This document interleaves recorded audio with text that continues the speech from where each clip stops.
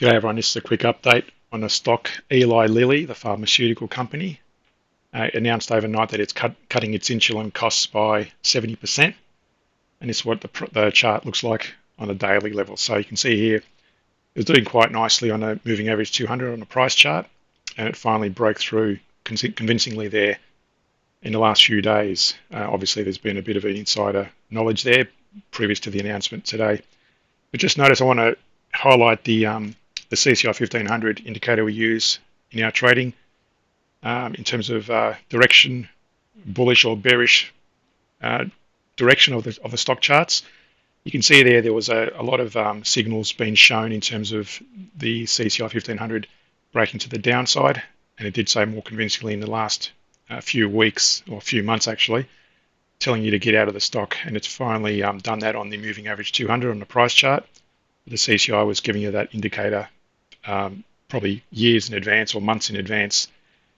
When the stock price does do quite nicely, you can see here sometimes the CCI 1500 reflects closely with the moving average 200 on the price chart.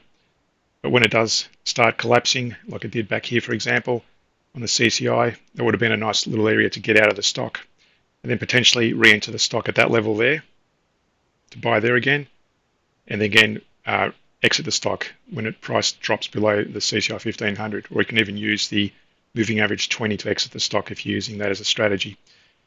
That's just a couple of strategies I use in terms of trading stocks. I do follow the CCI more closely than I follow the moving average 200. But again, that's just the one stock as an example, and it's replicated in many other stocks if you want to look those up in past videos.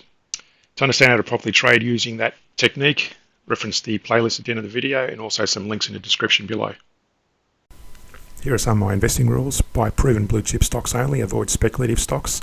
The reason for that is blue chip stocks have generally got a good history and a good track record, and you want to avoid going speculative because you're not sure where that stock, especially if it hasn't got any history, you want to avoid making just guesses or gambling on potential trades.